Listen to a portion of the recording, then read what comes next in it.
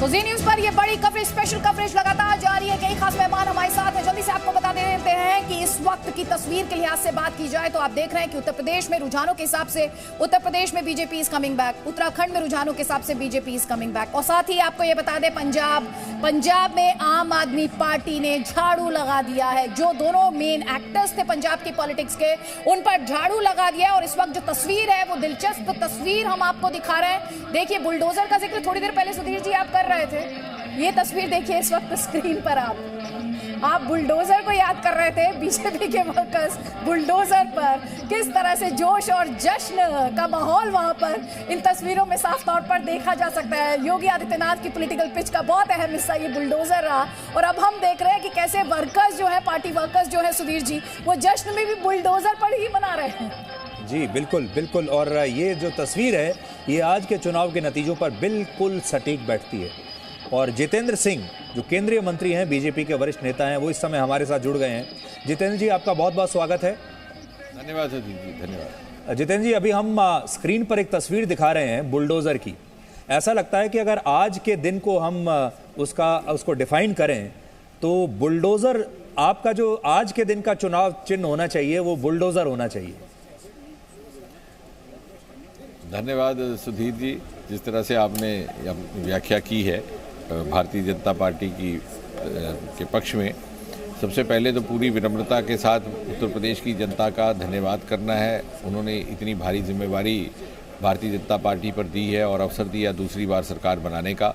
और साथ ही साथ मोदी जी की कार्यशैली, उनकी इंक्लूसिव विजन की ये एंडोर्समेंट भी है।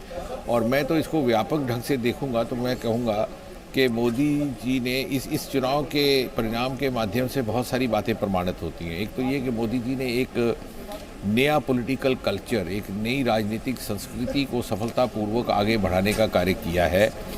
और वो समय जाता रहा जब 50-60 वर्ष हमारी मानसिकता में, हमारे माइंडसेट में कांग्रेस पार्टी ने और अन्य दलों ने बात धस कर दी थी कि अगर चुनाव लड़ना है तो जात पात, धर्म, मजहब, वोट बैंक का सहारा लेना अनिवार्य रहता है।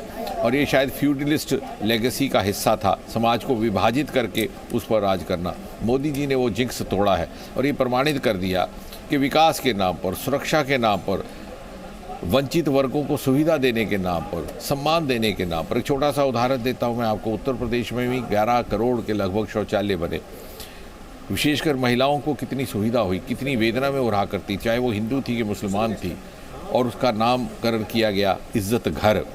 और मैंने उस दिन भी कहा था जब हमारा चुनाव चल रहा था लखनऊ में कि बहुत सारी ऐसी महिलाएं जो शायद अभी बोल नहीं पा रही, साइलेंट वोटर्स हैं, लेकिन मतदान के दिन वो इस बात को लेकर के हमारे पक्ष में वोट डालेंगी। तो मोदी जी ने एक ये सिद्ध कर दिया, ये विंडिकेट कर दिया कि 21वीं शताब्दी का चुनाव, नवीन भारत का चुनाव, जिसे वो न्यू इंडिया कहते हैं, न्यू इंडिया का चुनाव इसी मापदंड पर और इन्हीं मूल्यों के आधार पर लड़ा जाएगा, जो समाज को एकत्रित करेंगे, समाज को न्याय देंगे, सब तक उनका अधिकार पहुंचाने का कार्य करेंगे, ना कि विभाजित करने वाले मुद्दों पर।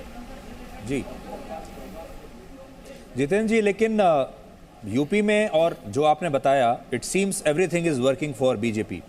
लेकिन पंजाब में जिस तरीके से आम आदमी पार्टी ने कांग्रेस को रिप्लेस किया है और अब लोग उसको कांग्रेस का एक रिप्लेसमेंट के तौर पर देख रहे हैं, ये आपके लिए आगे चलकर राष्ट्रीय राजनीति में कितना खतरनाक होगा? नहीं, मुझे आपने अच्छा किया सुधीर जी, आपने ये प्रश्न किया। मैं 2 मिनट लेकर के इसका थोड़ा सा विस्तृत उत्तर देना चाहूँगा विदाउट मिंसिंग वर्ड्स। ये सच है कि आम पार्टी को बहुत भारी बहुमत मिला है, लेकिन साथ ही साथ यदि आप बारीकी से विश्लेषण करें तो ये प्रो आम पार्टी बजट ना होकर के एंटी इस्टेब्लिशमेंट वोट है। और इत्तेफाक से संयोगवश हम उस इस्टेब्लिशमेंट का हिस्सा नहीं थे जिसके खिलाफ ये वोट डाला जा रहा है। हाँ, दूसरी बात ये भी शायद कभी कभी हमारे ध्यान से निकल जाती है कि भारतीय जनता पार्टी पंजाब में एनडीए का धर्म निभा रही थी। अकाली दल हमारा सबसे पुराना अलायंस पार्टनर था। हमारे कई बार ऐसे सुझाव भी आए पिछले चुनाव में कि यदि हम गठबंधन से बाहर आ जाएं तो शायद हमें लाभ होगा, लेकिन हमने ऐसा नहीं किया, क्योंकि भारतीय जनता पार्टी मूल्यों की राजनीति करती है, असूलों की राजनीति करती है। और बार बार ये कहा गया कि इमरजेंसी के दौरान भी जब इंदिरा जी ने हमारे सारे नेताओं को कारागार में डाल दिया था, तो बड़े बादल प्रकाश सिंह बादल सामने आए थे सबसे पहले। हमने उस मर्यादा को निभाया। गठबंधन टूटा कब? जब वो बाहर चले गए, हम बाहर नहीं आए। और जब वो गठबंधन से बाहर चले गए तो हमें एक नई व्यवस्था के तहत एक नई तरीके से नया अध्याय नई शुरुआत करनी पड़ी, जिसका जैसे आपको नई लेकिन आने वाले समय में presenting B News app available on Google Play and App Store. Download it now.